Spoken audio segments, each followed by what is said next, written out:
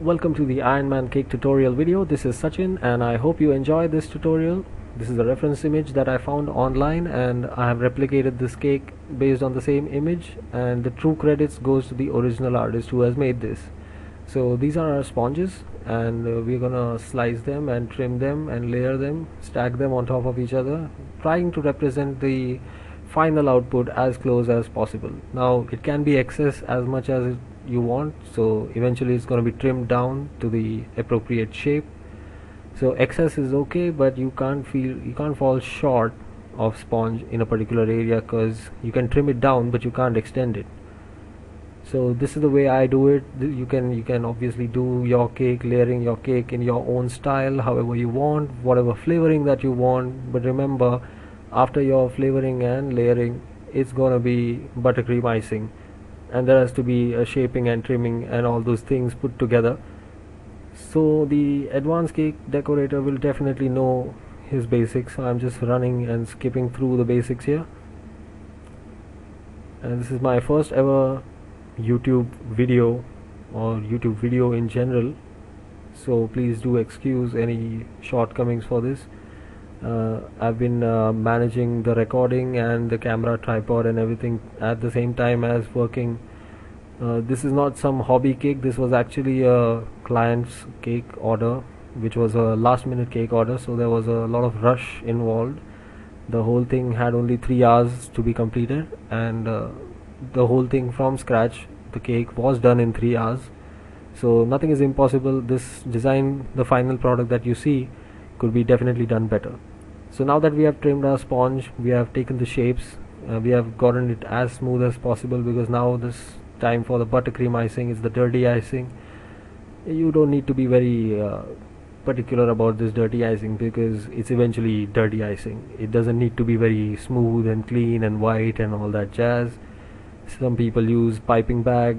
I just go wild on the buttercream icing. It doesn't matter, because you can pipe it, you can do whatever style that you want, but eventually I find that the piping of buttercream is actually putting a lot of buttercream onto the cake, which I find completely unnecessary. So I try to use buttercream as less as possible, because I truly believe that too much of buttercream hinders the original taste of the cake that is inside. And buttercream, the only functionality of buttercream that is there in fondant cakes is basically to hold on to the fondant, and you can't just put it directly onto the sponge, but you need a layer of buttercream in between, so that the fondant sticks to the original shape of the cake, may it be any shape. And the shape of the cake also matters, because there are some sharp curves and edges to this cake where the fondant might necessarily not bend and curve and smoothen out, so you have to take care of those aspects in between also. So we have made the fondant as the buttercream as smooth as possible. We are going to go to the shoulder part of the Ironman cake. This is just a basic small 6-inch cake now, which we are just trimming it out, making it into a dome shape. As smooth as possible, we are just going to slice the dome, and this little aspect doesn't actually make much of difference, because eventually the domes are just for the shoulders. We are going to do this, I'm just going to skip the video. This is going to be done twice, so you repeat the same process for the next shoulder. Is 2 shoulders, obviously it's not a alien with 1 shoulder. But now that we have done this dome shape, we go on to the fun part. That's the fondant. So we take our red fondant, we start rolling it. I'm using cornstarch. I'm not a icing sugar kind of person, but some people do like to use icing sugar. I think it depends on your recipe, what you're using. Whatever that you're comfortable with, you should definitely go ahead and use that. So I'm using cornstarch, and the thickness of the fondant is probably like 4 millimeters. I'm doing it by hand, so I can't measure the millimeters and stuff. If you have a machine, then definitely do it your way, whatever that suits your method. Some people like to keep the fondant thick so that it doesn't crack and this and that, but I like to keep it as thin as possible, because it's only for the look. Now that our fondant is rolled, we just dump it on top of the cake, and now start smoothing it out. Make sure that you stretch and pull out the fondant, start relaxing the fondant in order so that it doesn't curl up in one spot. Although in this hour of rush, You can see there is a little bit of curled up edges at the back of his neck, but that's okay. That we can always cover those things up with a final armor or something. Like, you can always get creative with your mistakes. Now we have the shoulders. We are covering the shoulders with black color fondant, and this is going to be a very fast step-by-step kind of a thing. The black fondant is very thin because it's just going to represent a small space in between, just for the edges, to give the 3D effect, the embossed kind of effect of the armor. So we repeat the same process for both of the shoulders, and we brush it out with a little bit of water so that the next layer of fondant sticks. This is a slightly thicker fondant, which then we are leaving gaps in between so that you get that 3D metallic kind of a armor edge to the whole thing. Now as we trim out the fondant, you repeat the same design, same pattern for the both shoulders. You can always change the armor style, the design style, as however that you feel is okay. You can get creative with these kind of things. And now that we have our board ready, we are gonna stack the cake. As I said, a little bit of fondant is curled up on his neck. I didn't bother much with that, but you can definitely cover that up with some creative armor designs. So these are basically just black and red stacked one on top of the other. They are just stacked pieces of fondant which represent the armor.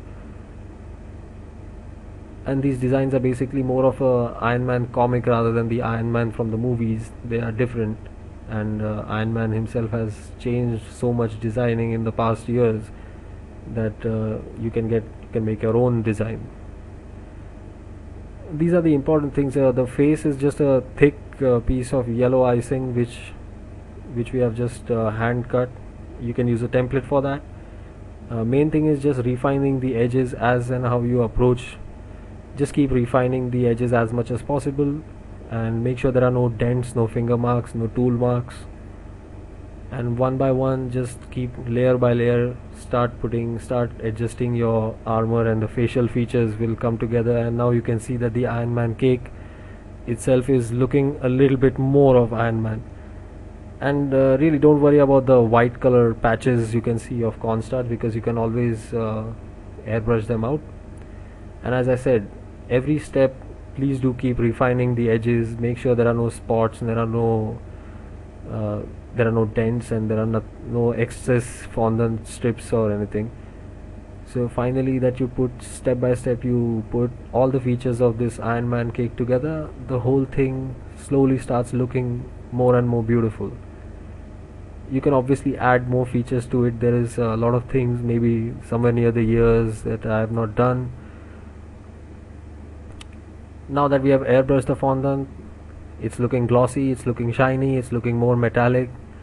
And the base of this cake is actually now covered with just plain white buttercream. We are gonna smoothen the buttercream out, give a little bit of feathering effect just to represent the clouds. Now we spray the border of this Iron Man with yellow. Our main aim is to basically airbrush color into it, making it look like an explosion.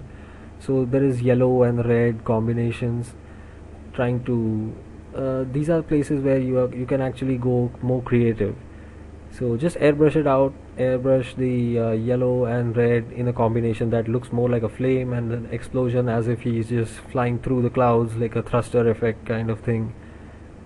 And then we have our blue color from the sky, so as if he's just bursting through the clouds. And the surrounding cake board is now just completely covered with blue color.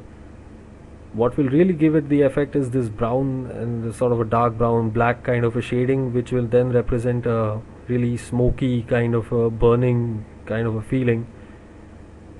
So that's how, and you can create these small texture effects. Remember that I was in a rush, and I'm sure that if you give patience to this kind of a cake, you have more time with you, then definitely the output of this cake is going to be really amazing.